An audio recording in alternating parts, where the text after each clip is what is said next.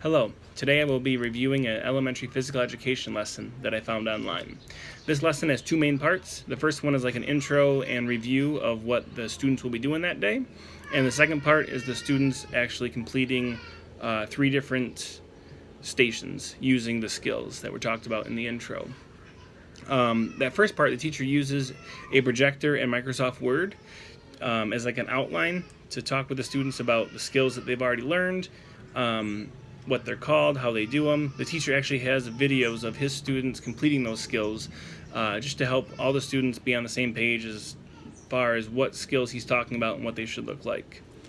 The teacher then also describes what they should be doing at each of the stations. The second part of this, the main part of the lesson, is the students working through the different stations in groups.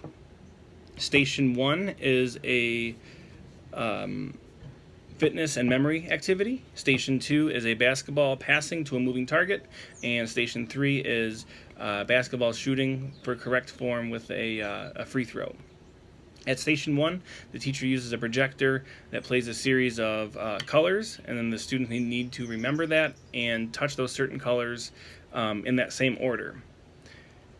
Station 2 was trying to pass the ball either with a chest pass, bounce pass, or overhead pass, throwing at a moving target, which was a projector. It was projecting a moving ball on the screen. The student tried to hit that target.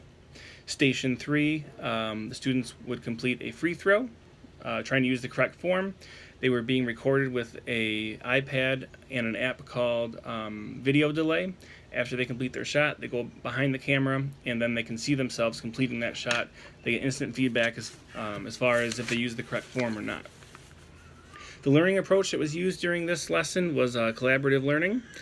All the students were working together. They interacted with each other at each of the stations. Some of the stations, they were trying to compete faster than their partners, like in the memory and fitness station. And some of the stations, they were working together, like the passing station. One person was passing the ball while the others were helping to pick up quickly so the next person could go. I think this lesson was a great success. The kids were engaged. They did a variety of activities. They were all working. Once the lesson got started, the class kind of ran itself. The teacher had a timer going, and the students knew where they needed to be when. So the teacher was really able to focus on helping the students, giving feedback, answering questions, instead of having to stare at his timer and watch and telling the students when to switch. One thing I thought of that he could have added to this lesson to improve it would be an exit ticket at the end. According to an article on study.com, exit tickets are a great way to engage students, culminate the end of a lesson, and use as a quick informal assessment of student understanding. I think if he added this to the end of his lesson, it would help close that lesson. It would help tie together everything that they worked on and remind the students what they worked on and why during that class, so that when they leave, if their teacher or parents asked, hey, what'd you work on today in physical education? They wouldn't just say, oh, we shot some baskets. They would say, oh, we worked on the correct form for shooting a basket, and we were able to actually see videos of ourselves doing so.